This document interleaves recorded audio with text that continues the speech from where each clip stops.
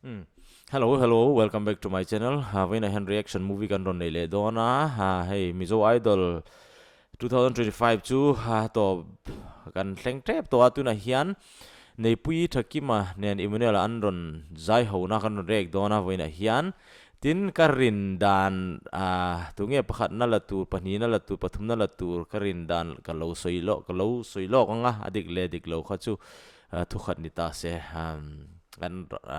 karin dan achuan nei pui hian pakhat na la anga pani na hi Emmanuel ina la anga pathum na hen thakima ani yang chu karin dan ani tuna hian an video han lut podila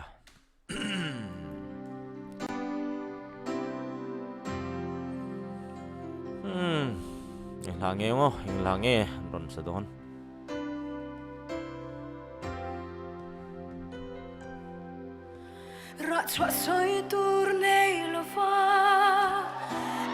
Pathian laan ron sa may katan em into try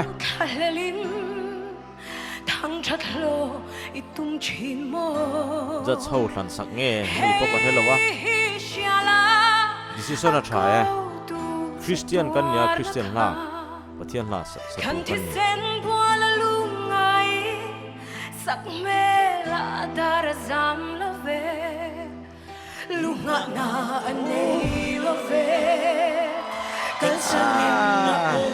asin an zai thale mai an para theu teng ma so sel turam lo wal pau na lam chuang pui so van pasal chati kong ani Turani ring lola maniral na munani soy moy na atom nei pui chu hingo an neve sang at nyam arok azoi lungleng na pon sia sa thevek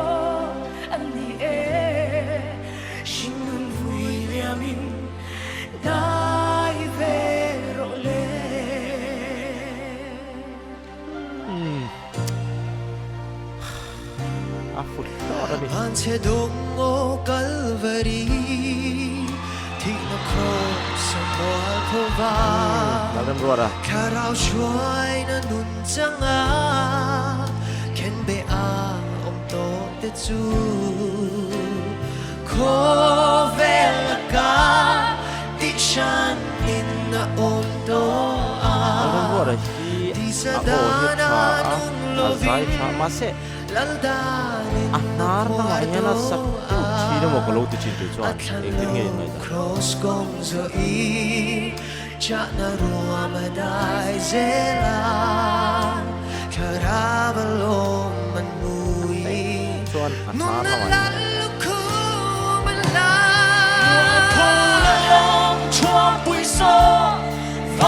kasi mo hizo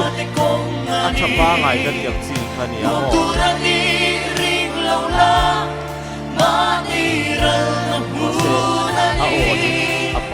Soy moy na ao thom re i long tu bela po to an che dong mi shin fa pa kong zo an ni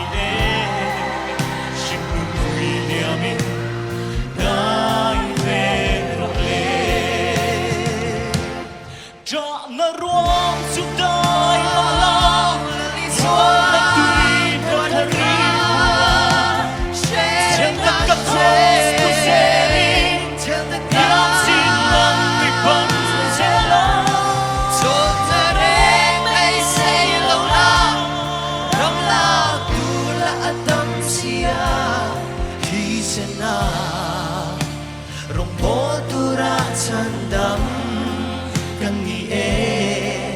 Christian chalai de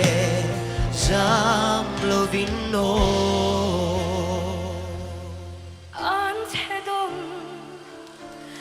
abul le atom na chu nei pinaram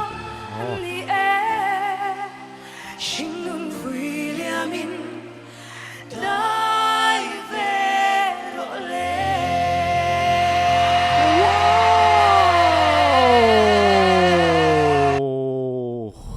zai tha le mai ke chuan super trio ka tiang 2025 super trio ka tiang tin an zai na hian hlemin comment han pe la nei pui hi hlaniam hla sang hla zoi rock style tiang te eng ang chi po classical style poni se country type poni se eng ang hla genre mo music genre zong po en asa thei vek in ka ria o hi asia na ne o hi pui hlingin a thiam vek ani ti chu karon soi du ni sela tin thakima tan chuan thakima hi a o hi a thapa nga ya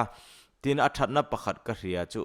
a o hi a pa mo mi pa kan ni chuan mi pa o kan nei tur ani ti ti kha kan thet tur ni sela a o hi pa hlat pai tin na a pathum na chuan Emmanuel hi alrem ro ra mo a o hi a tha mi pa o lo deu thlega ama hi a o hi ma se sabla hi hansa se athiam turin ka nga ya sabla hi asa fauchin in ka ringani azaidan ahla sakdana hian mo a riat thein adik ledik lo chu ka hrelowa ma se sabla hi azai fauchin ni in ka ria ke chon an zai tha veke wina hian pakhat na la thei tur din muna an ding veka ma se pakhatina a pakhat na chuan la dona an zawain pakhat na la turin ka du sak vek ani khati zong khani se kalome